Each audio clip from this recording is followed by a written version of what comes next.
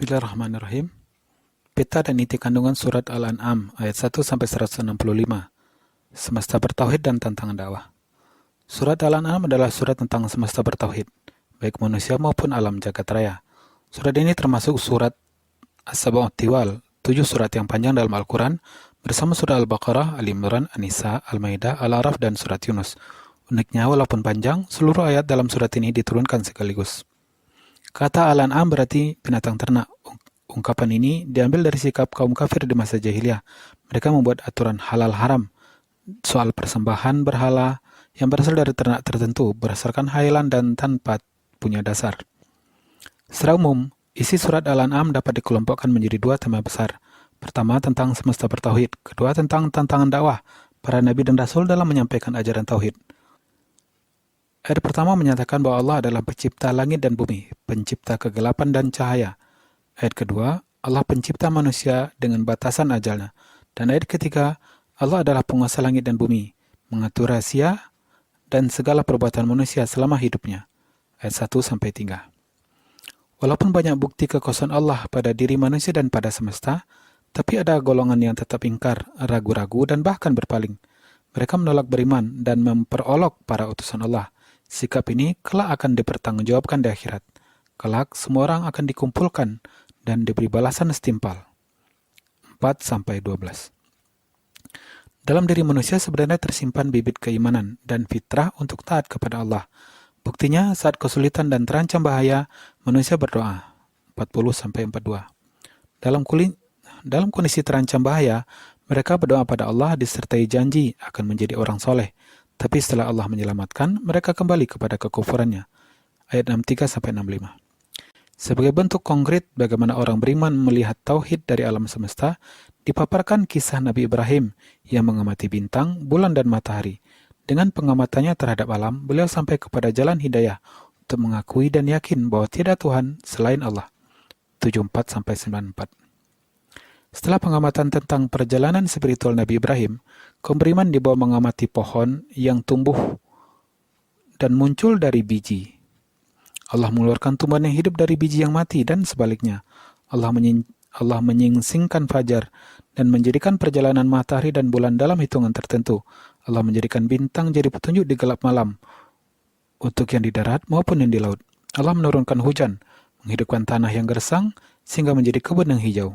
Semua fakta ini harusnya membuat manusia sampai pada tauhid, seperti dicontohkan oleh Nabi Ibrahim 95-99.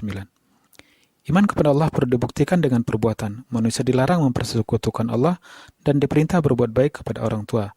Dilarang membunuh anak karena takut miskin, dilarang berbuat keji atau zina, baik sembunyi atau terang-terangan, dilarang membunuh, dilarang mendekati harta yatim. Manusia diminta mencukupkan timbangan dan menghukum secara adil walaupun itu kerabat. Dan mereka diminta memenuhi janji. 151-153. Sementara itu, dari sisi dakwah, tantangan terlihat dari tuntutan orang kafir, mulai dari minta kertas turun dari langit hingga berharap malaikat menjadi utusan. Tapi semua itu tak akan merubah sikap mereka. Andai semua itu dipenuhi, mereka pasti akan tetap ingkar dan kafir. Sikap mengolok Nabi dan Rasul sudah berlangsung sepanjang sejarah. Ayat 7-11. Dakwah Rasulullah mendapat penentangan dari ahli kitab, baik Yahudi maupun Nasrani, padahal mereka tahu kebenaran Islam. Ayat 19-20. Sementara itu, kaum kafir Makkah takut mendengar Al-Quran, dan mereka berusaha menghalangi orang lain. Mereka takut orang-orang yang mendengar Al-Quran akan terpengaruh. Ayat 25-28. Sikap kaum kafir yang ingkar dan berpaling itu muncul karena mereka menganggap hidup ini hanya di dunia, padahal dunia hanya sekejap dan kalah dengan akhirat yang abadi. Ayat 29-32. Menanggapi penolakan dan pembangkangan itu, juru dakwah tidak perlu sedih, karena mereka sebenarnya membangkang terhadap ayat-ayat Allah. Juru dakwah tidak perlu berkecil hati atas ucapan mereka. Sikap mendustakan para nabi dan rasul telah dilakukan umat-umat terdahulu. Para nabi menyingkapinya dengan kesabaran, hingga Allah mendatangkan pertolongan. Semua itu adalah hukum alam dalam perjuangan dakwah. 33-36. Untuk melanjutkan misi, Rasulullah mewariskan dakwah ini kepada orang beriman.